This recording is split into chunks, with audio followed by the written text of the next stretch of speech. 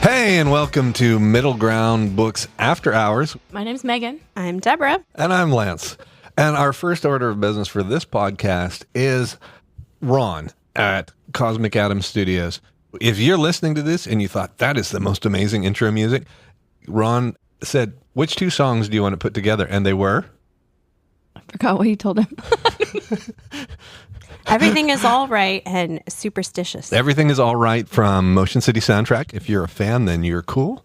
And Superstition by Stevie Wonder, which is potentially one of the greatest songs in Western music. And it's just so funky. it totally is. I can't hear it and sit So still. we're excited to see how that turns out. And like, what can Ron not do? Like that, he's like a superhero.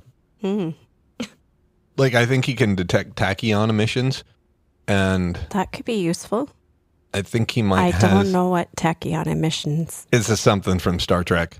I'm not like nerdy Trekkie And it would enough make to really sense know more about because it. it's of his cosmic Powers. Cosmic. That's by Yeah. Cosmic Ron. Like maybe from here on out. who is not possibly Steve. It has been such a long day, so we're all a little bit punch drunk. It is 9:00 at night, and the bookstore is closed. Oh, you don't even know. It's been such a long day. So we have a big docket of things to talk about. We had the intro, and then the rest of the sheet is blank. Oh, I thought you were serious. I was like ready to listen to all of the list. Yeah, so this episode is brought to you by the letter C and the square root of pi. The letter C? Yes. Is it for censorship because it's Banned Books Week? You know, You're so clever. that's such Listen a to like you. it's like we like Cheers. Like we planned that. this. Yeah, and cheers. There's a lot of Cheers. things. That also starts with C. The things that start with C. impressed. Collapse starts with C. Oh, that's not a good one. Cry. Stop. How about compassion? How about Clumpy. cosmic? Cosmic. Cosmic Ron. Starts with C. So Sunday was a great day for us. It was a day off, our first real day off in 3 weeks. And we slept till 2 p.m. and then read books. Honestly, actually read books. And I finished 2 books on Sunday. I also finished 2 books on Sunday. I finished one, but then, my other one is not. And it's going to be It's long book, so it's going to be a DNF. No, I'm enjoying it. I just don't have time to sit and read. The one I finished was an audiobook. So I finished 2 books that I was actually reading. So which 2 books did you finish? I finished The Thursday Murder Club, which has been on my to-be-read list for so long, and I finished it, and I'm so glad I did. I really enjoyed it. I kept thinking, oh, no, now I know what's going on, and then, nope, I didn't. And then I'm like, okay, now I know nope.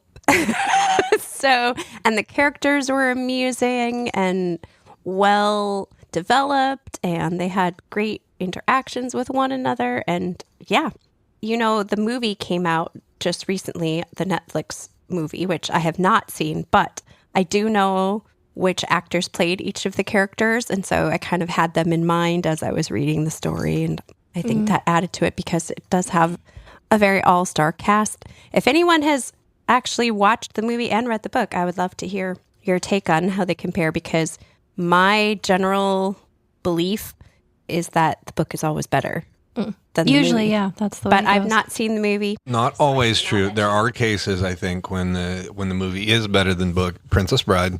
Sorry if you like the original. I don't understand you. Some people do like the book. We've the sold movie's just several copies.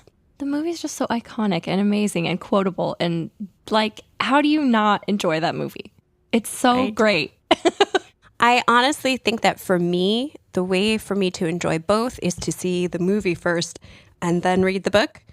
If I've read the book and I already have in mind, and there are certain things that I love, and then they change those things or leave them out completely, then I'm disappointed. Whereas if I watch the movie first, I can enjoy the movie and then read the book and be like, oh, that's so much cooler than it was in the movie. That's my opinion. So I messed up. I should not have read Thursday Murder Club before watching. We'll just stick with watching only Murders in the Building. That's where we can get our murders in. Yeah, it's kind of it's a similar sort of vibe. Yeah. And then the other book that I finished, I cannot remember the title because that was one of the things that perplexed me about the book. It was a Flavia de Luce mystery. Yeah. And the title, I got all the way to the end and I still had no idea what the title had to do with anything with the plot of the book. The titles are very weird for all of them. But it was a very good, I really enjoyed the book.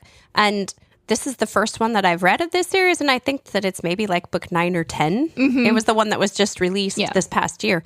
Anyway, I was like, I've heard the synopsis of what this is about. I'm probably fine just jumping in and reading this one first. Maybe not. No, I think it was, okay. but I also like I want to tell you things, but I'm like, she might, but there's no way you're going to read all of. Probably not. I mean, that's a lot. But I also lot. can't say it here in case there are any fans of the book listening. Oh my goodness! When I got to this one chapter and I was like, what? No way! Wow! It was. They're good little mysteries. I like them a lot. I listened to the audiobooks of like the first 2 or 3, and yeah, they have some interesting characters. And Flavia is just such a little precocious firecracker of a girl, and just she's hilarious. And her interactions with her sisters is just. I also have 2 sisters, and it's just the 3 of them are quite something. But she's the youngest, whereas you are the oldest. Yes, and she's not so very young in this one. I think. I can't remember it said exactly what her age is, but she's a teenager. Like her oldest sister is already married and out of the house. Yeah, the first one. Her second sister is basically never around. She's always reading books, and that's about it. Well, the first one, she's only like 8 or 9. Mm-hmm. And then, the oldest one's like a teenager. So I remember asking about this. So the character is like a young girl, but these are not YA. No. I don't think so. I mean, I don't know if there's anything too. There's no sexual content. If we're talking about the difference between YA and adult, as we discussed in a previous podcast, which you can check out, it's not like it's sexual, but I think they are written for adults. I don't think a child would understand. It's very dry British humor. And the vocabulary and the plot development. So it's like Winnie the Pooh with death. I don't know. I thought it was a lot of fun just because the first book, it starts out because Flavia and her sisters prank each other quite a lot. I say prank each other. They are frequently getting each other back. Like they're not friends. They're frenemies at best. They don't have a lot of warm, fuzzy feelings. No. But like it starts out like Flavia's like tied up and like stuffed in a closet somewhere because her sister put her in there because she'd done something to her sister. Fun. And their mother died when Flavia was an infant, and their dad is very preoccupied and absent. So they're kind of running feral wild. Children, yeah. They Especially have Flavia, a housekeeper, and so I didn't read the first ones, but I assume that like the male who works for the family, I think that he was their father's like right-hand man when they were in the military together. There's a name for that. Like the British officers that have the guy who's their guy. Yeah, I don't know. Do you know what I'm talking about? It was a World War I thing. Yeah. So Tolkien had a guy.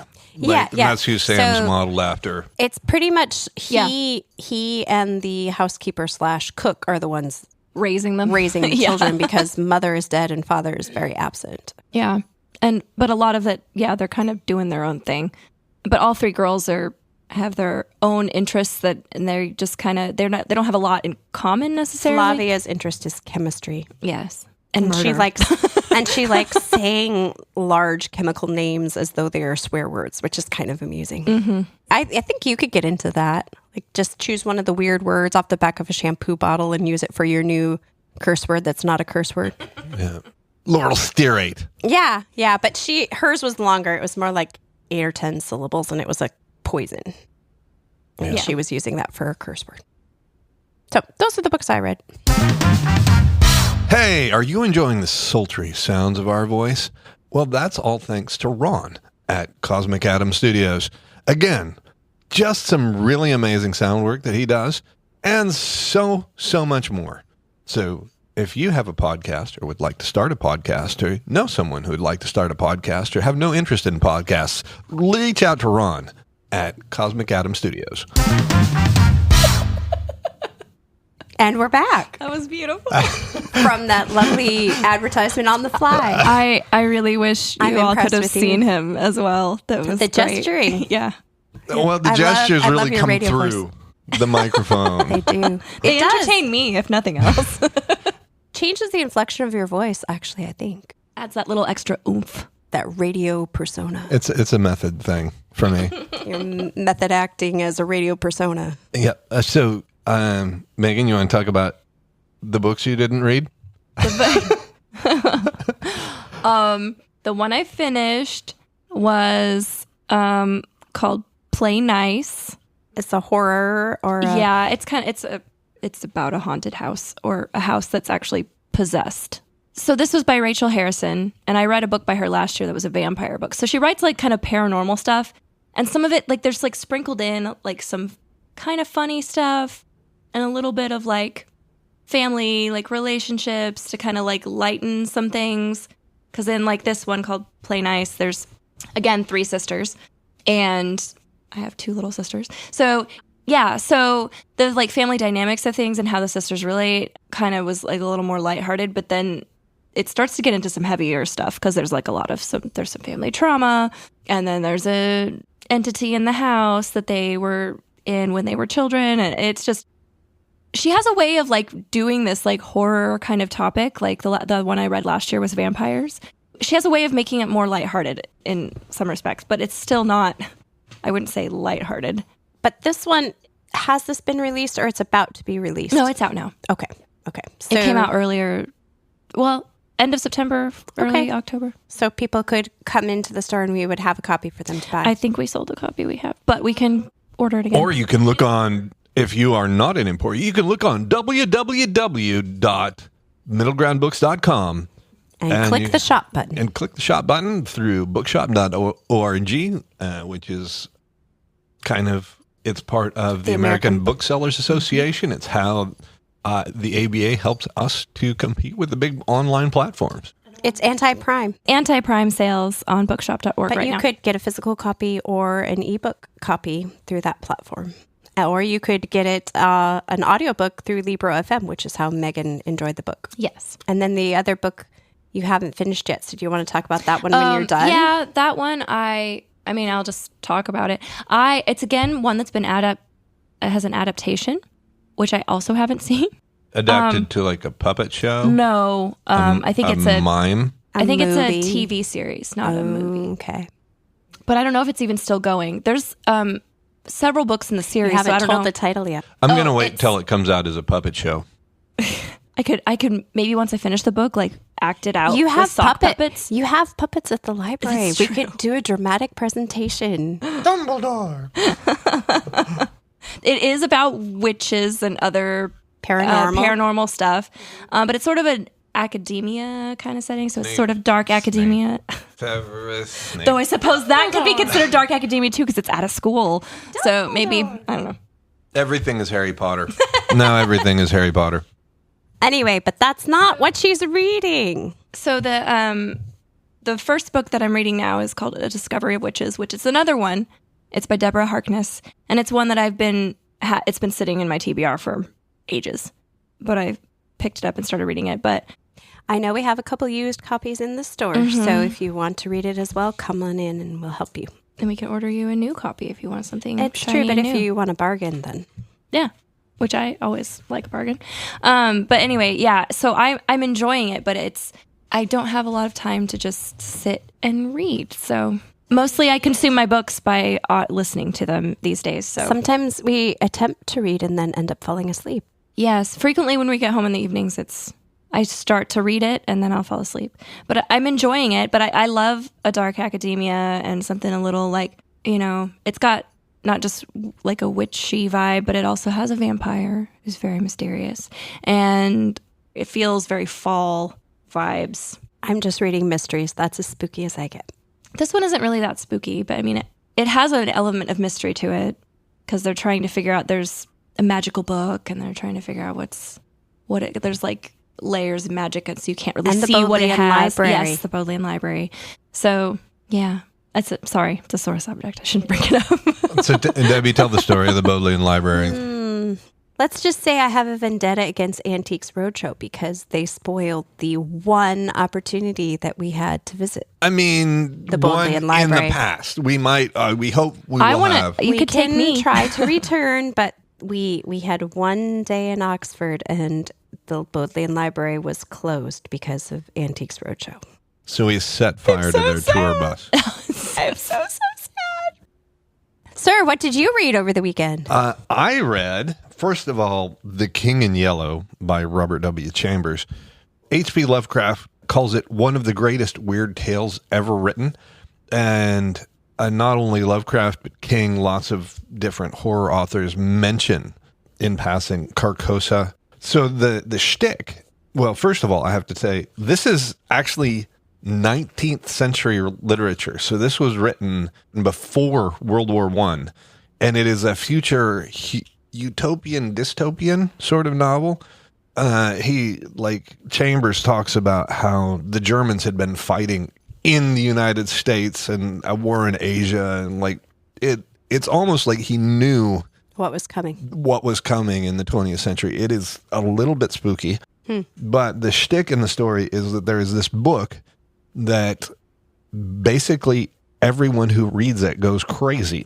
And so it is a collection of 4 short stories. And the first one is basically about these 2 kind of strange fellows who are basically reliving the story of the King in Yellow.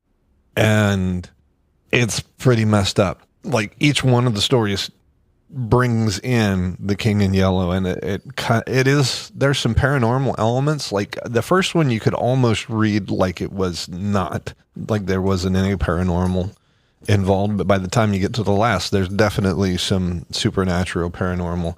And this is the turn of the 20th century, and Chambers kind of became an inspiration for many of the horror authors. So anywhere you see Carcosa, the Black Stars of Carcosa, and it talks about how this book basically haunts the dreams and the living, like the daily mindset of everyone involved.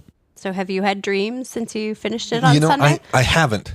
I've had no dreams. I have not been insane, but I did not read, in fact, The King in Yellow. The name of this book is The King in Yellow, but it's about a book called The King in Yellow. Which, did we also have that book? Or is that there's something one called something, I thought it was Yellow King. That The is Yellow a King? takeoff on The King in Yellow. Okay. Not the real thing. It's the generic brand. Okay. If you like The King in Yellow, you'll love, The Yellow King. The Yellow King, which I don't recommend. The King in Yellow, this book here that you read, I actually picked up because I thought it looked cool and it sounded spooky and I wanted it. But I haven't read it yet.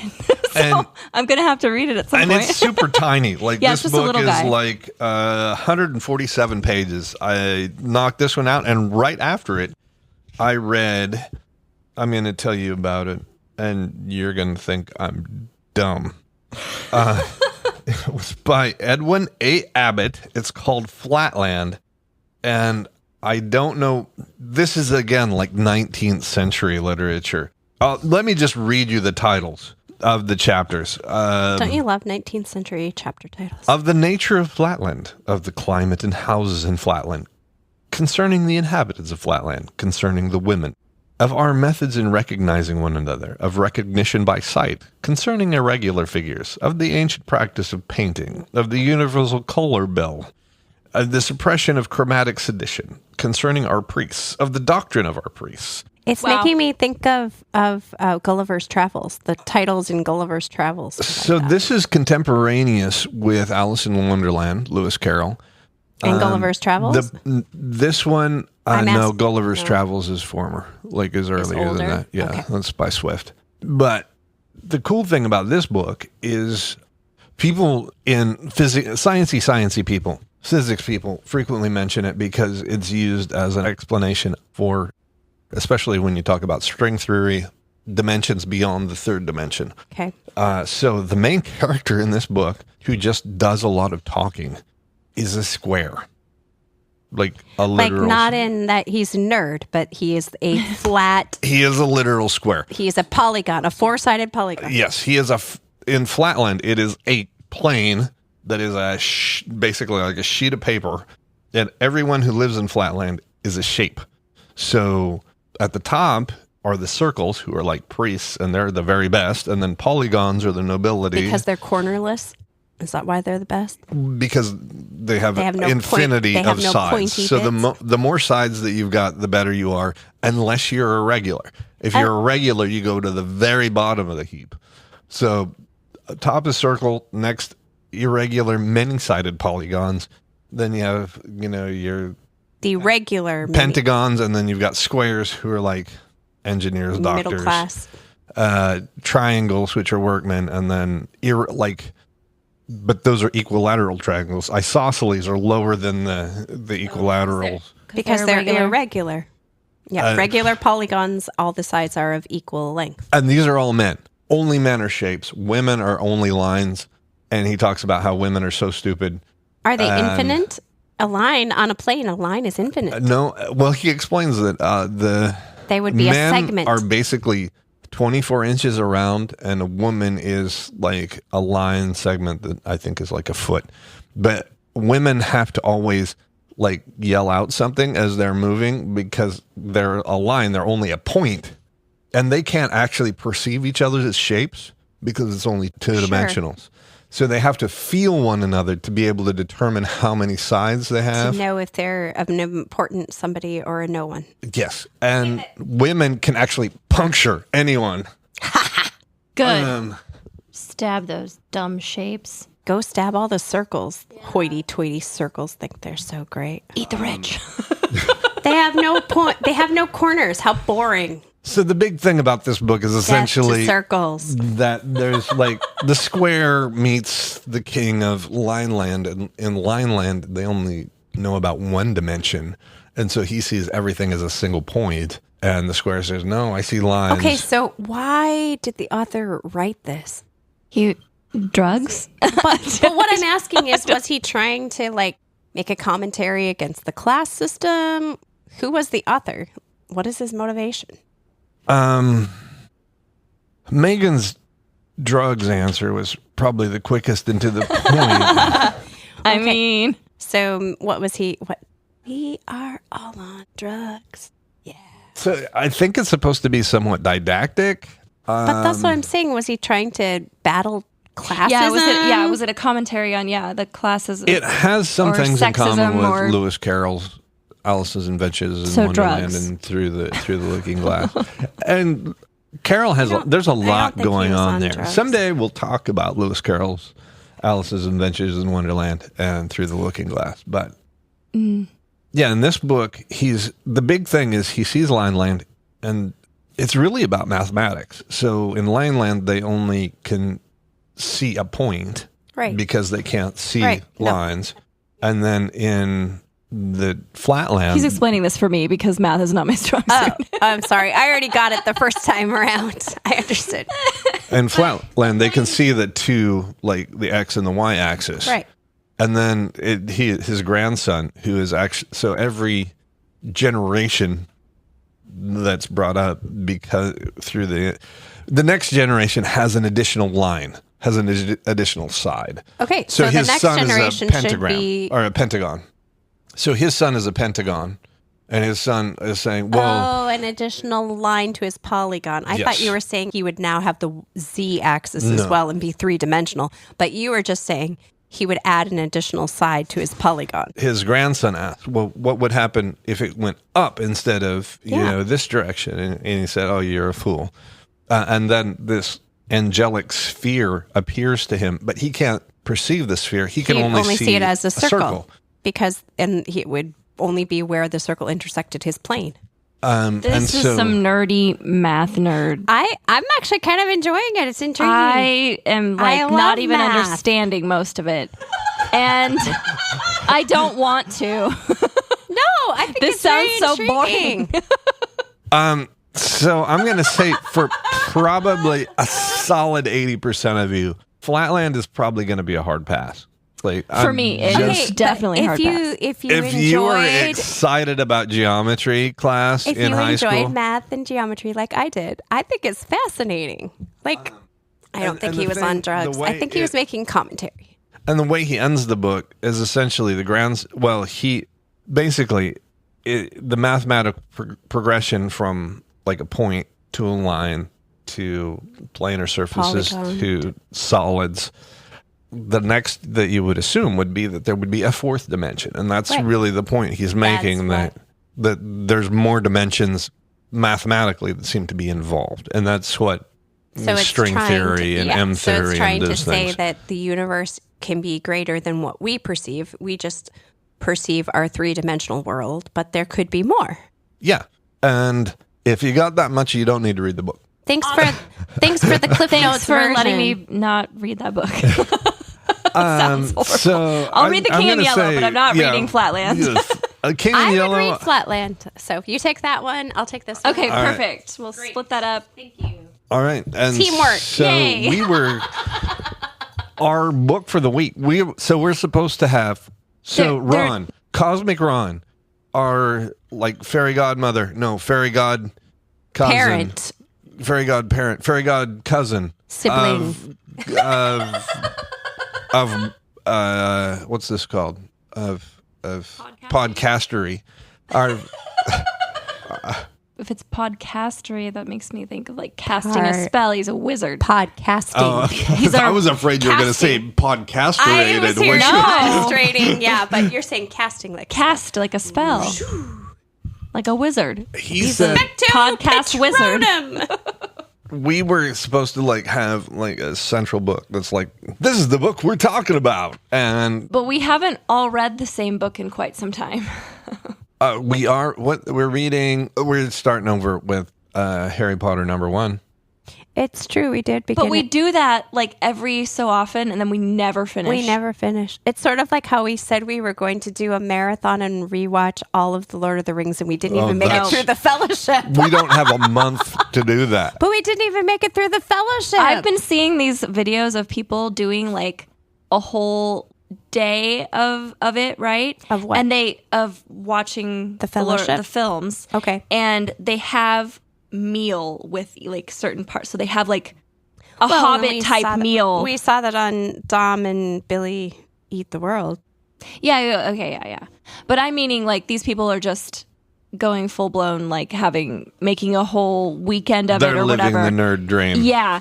Anyway, the book I was reading, they were talking about she goes and she has tea and an English breakfast, and I'm like, that sounds so good. I mean, breakfast, any breakfast. Breakfast Well, food. yes. I could eat breakfast food all day But I mean, she talks long. about like she gets like her So food I'm and going to then get up early and make you guys breakfast No, tomorrow. I don't want it. It's like fried I don't mushrooms want and it in tomatoes the and morning. the I full don't English. If I'm going to eat it in the morning, it has to be like 10 o'clock. No, seriously, I'm not hungry Brunch. until It's 10 brunch. o'clock. Yeah, like if I try to eat in the morning, my body's like, what are you doing? So we've All I jumped want the right now rails is and we're no coffee. longer Yeah. in any way talking about books. Okay, all right. We were, though. We were talking about the Lord of the Rings, and it just sort of happened because hobbits, like us, I'm probably part Hobbit, let's be honest. hobbits love their food.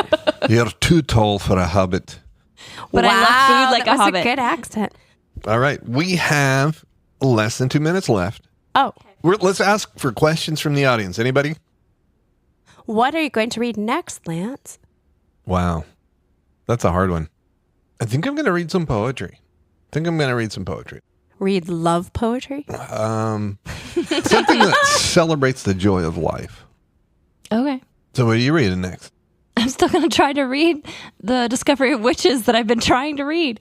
But then I fall asleep or I don't have time. The one I started listening to, though, I think it's a YA fantasy. So it's it's sort of a retelling of, or reimagining, I guess, of the Bluebeard tale, which is spooky and murdery. So, All right. What are you reading, Debbie? So for reading a physical book, I some time ago read River Enchanted by Rebecca Ross, and I have read only about 5 or 6 chapters at the very beginning of the follow-up of Fire Endless, so I'm going to finish reading that. Is that just a duology? Or It is a duology, Oh, yep. very nice. And very nice. I am listening to All That We See or Seem, which is a near future sci-fi. And I'm Ooh. enjoying it so far. Well, and until next time. We'll meet you in the middle.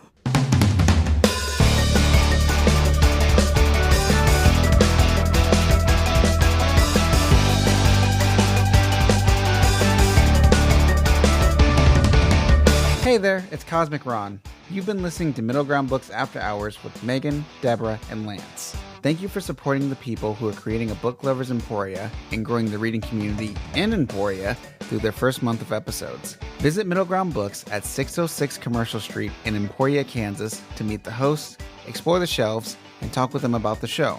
Middle Ground Books After Hours is produced and remotely engineered by Cosmic Atom Sound Studios. To the Middle Ground team, you're doing fantastic at making each episode feel like turning a page in the book that is the heart of the shop. And to all the listeners and supporters, happy Thanksgiving. And until next time, we'll meet you in the middle.